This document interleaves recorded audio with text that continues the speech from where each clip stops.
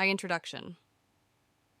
Throughout recorded mythology and religious texts, a disturbing pattern emerges in the relationship between divine entities and humanity, one that mirrors humanity's own relationship with livestock. Gods, deities, and supernatural beings wield immense power over mortals, treating them as expendable tools, entertainment, or resources to be cultivated and controlled. This devaluation of human life echoes the way humans domesticate, breed, and sacrifice livestock, reflecting a hierarchical framework where the divine holds ultimate dominion. From the wrathful Mesopotamian gods to the Olympians' amusement at human suffering, from Abrahamic traditions that frame humanity as obedient sheep to Hindu and Buddhist doctrines reinforcing cycles of judgment, the echoes of divine exploitation reverberate across civilizations. This article examines the systematic devaluation of humanity by divine beings, analyzing how mythology and religion have shaped perceptions of existence, power, and submission. Second, mythological patterns: humanity as livestock. Across civilizations, divine beings have exhibited strikingly similar behaviors in their treatment of humanity, often mirroring the way humans manage, exploit, and dispose of livestock. These mythologies, passed down through generations, reinforce the notion that human lives are at the mercy of capricious, omnipotent forces. Mesopotamian pantheon: disposable humanity.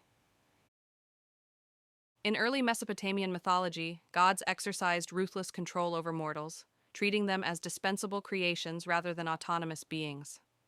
The story of Enlil's flood in the Epic of Atrahasis exemplifies this dynamic. Enlil, disturbed by the increasing noise of humanity, decided to exterminate them, much like a farmer culling excess livestock. This decision reflects a fundamental disregard for individual human lives, portraying humanity as a resource to be manipulated, maintained, or eradicated based on divine convenience. Greek mythology: entertainment and experimentation. Greek mythology further emphasizes the subordinate role of humans in the cosmic hierarchy. The Olympians frequently manipulated mortals for amusement, much like humans engage in selective breeding or forced labor with domesticated animals. Zeus, in particular, epitomized this dynamic, enacting arbitrary punishments and engaging in deceitful interactions with humanity. The punishment of Prometheus for gifting fire to mankind highlights divine control over human advancement, mirroring the way humans limit the autonomy of livestock, ensuring they remain dependent.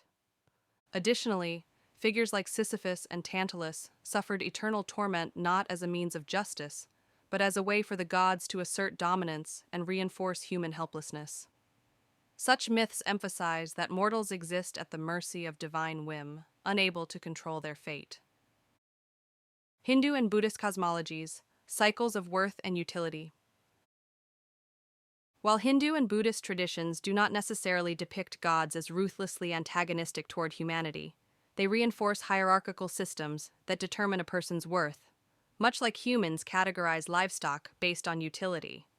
The concept of karma and reincarnation assigns individuals roles based on prior actions, maintaining a cyclical framework where some souls are deemed less valuable due to their past deeds. This mirrors how humans assess the usefulness of animals, breeding them according to preferred traits while discarding those that fail to meet expectations. Third, religious frameworks: divine control over humanity. The systematic devaluation of human life is not confined to mythology. It permeates religious doctrines, shaping cultural perceptions of submission, suffering, and hierarchical worth. Many major religions reinforce the notion that humans exist primarily to serve, obey, and be tested, with their fate ultimately resting in the hands of a supreme being. Abrahamic traditions: the flock and the shepherd.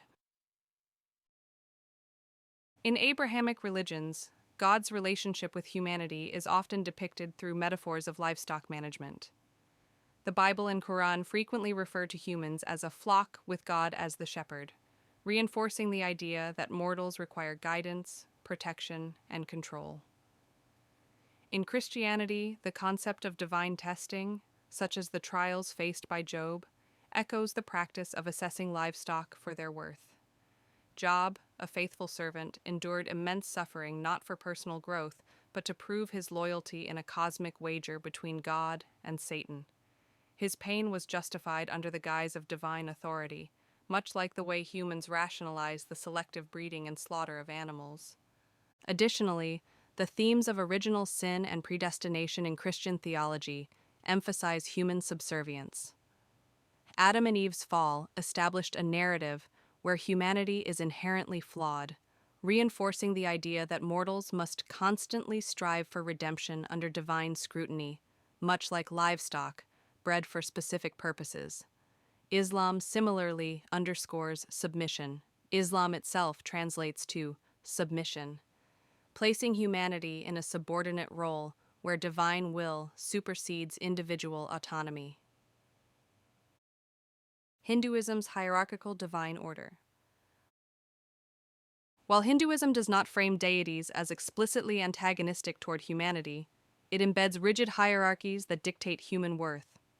The doctrine of karma reinforces a cosmic system where individuals are judged and reincarnated based on past deeds, much like humans assign animals value based on their utility. Hindu scripture categorizes souls into different varnas, social classes, reinforcing the idea that some lives are inherently less valuable due to previous actions. Those born into lower castes are perceived as spiritually inferior, much like humans evaluate animals for breeding and productivity. Furthermore, certain Hindu texts describe humanity as created for the pleasure of the gods.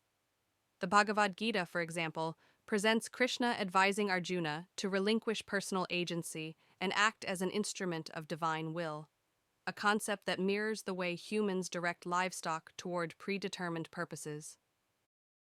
Buddhist doctrine, cycles of devaluation.